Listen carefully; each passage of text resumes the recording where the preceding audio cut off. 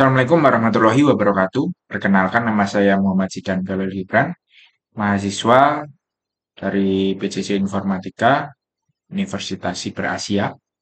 Saya akan mempresentasikan peran teknologi dan kesadaran pengguna dalam menangkal serangan social engineering. Di sini pada mata kuliah Dasar Keamanan Komputer dengan dosen pembimbing Pak Agung Riyadi, Eskom Mkom.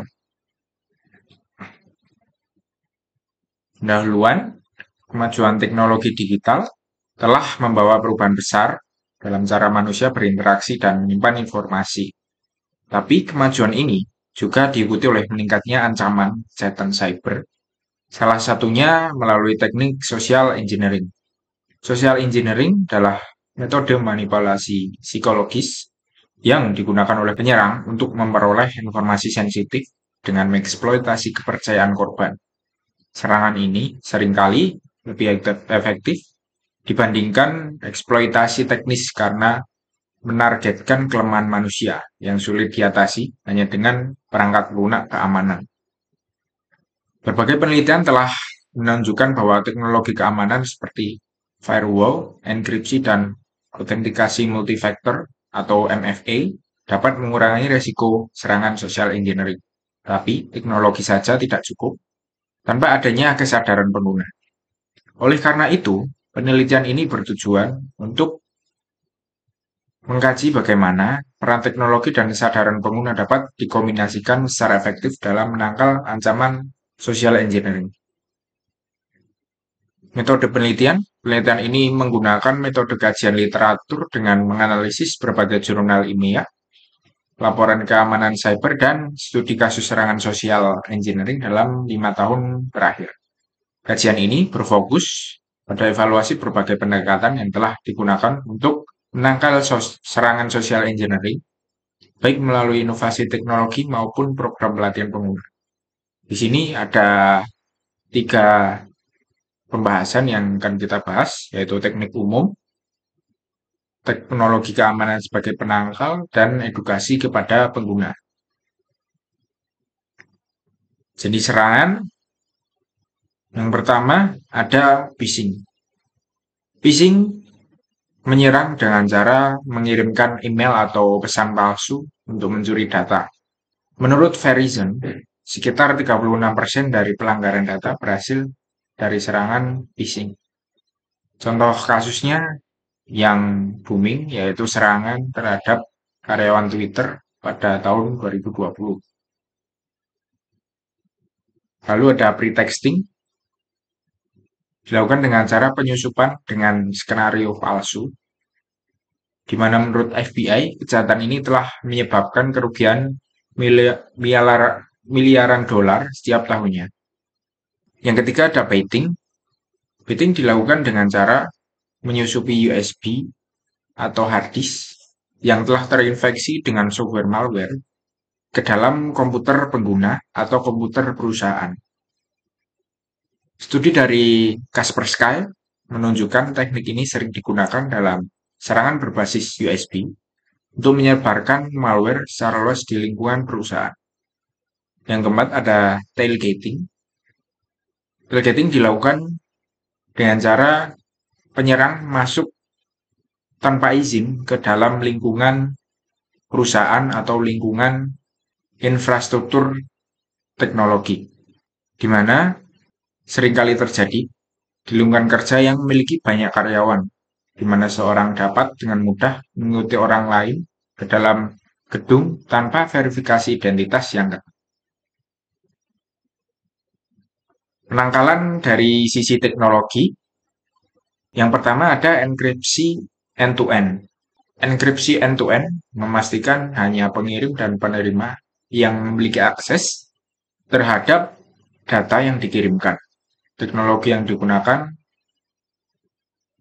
ini digunakan oleh aplikasi komunikasi yang sudah populer kita gunakan, yaitu WhatsApp atau aplikasi Signal untuk melindungi percakapan pengguna dari intersepsi pihak ketiga. Yang kedua ada multi-factor Authentication atau MFA. Menurut Microsoft, pengguna MFA mampu mencegah 99% serangan berbasis akun. Contohnya mencakup penggunaan sidik jari, pengenalan wajah, OTP atau one-time password, hingga pemindaian retina. Lalu yang ketiga ada sistem deteksi intrusi atau IDS. IDS digunakan untuk memantau dan mengidentifikasi aktivitas mencurigakan di dalam jaringan. Sebuah penelitian dari IEE menunjukkan beberapa penerapan IDS berbasis pembelajaran mesin dapat meningkatkan tingkat deteksi ancaman hingga 85%. Lalu ada kecerdasan buatan atau AI. AI dapat berfungsi mendeteksi pola serangan dengan menganalisa data dalam jumlah besar secara real time. Google menggunakan teknologi AI dalam layanan Gmail untuk memblokir lebih dari 100 juta email phishing per harinya.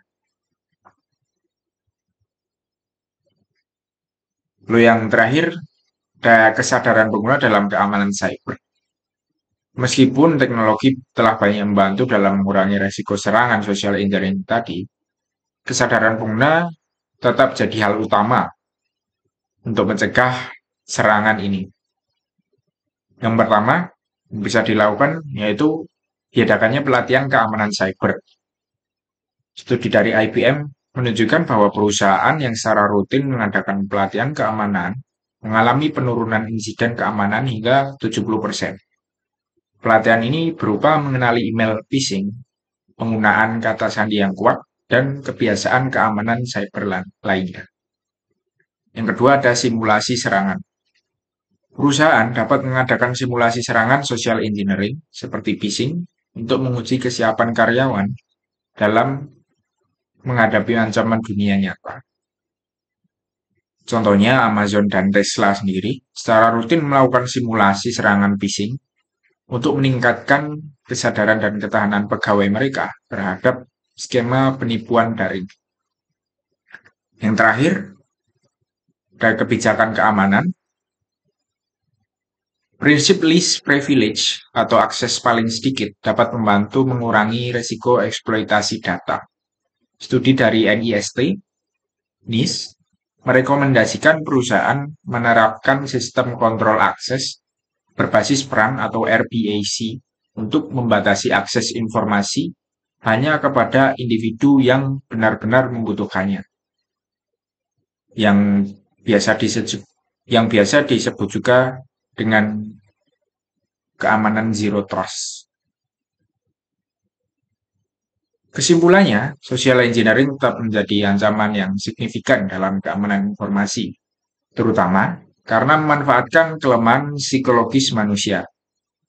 Teknologi keamanan seperti autentikasi multi-factor, kecerdasan buatan, dan sistem deteksi intrusi dapat membantu mencegah serangan. Tetapi faktor manusia tetap jadi titik lemah utama. Oleh karena itu, pendekatan yang paling efektif adalah menggabungkan teknologi dengan peningkatan kesadaran dan edukasi pengguna. Dengan meningkatnya pemahaman pengguna tentang ancaman ini, risiko serangan social engineering dapat diminimalisir secara signifikan.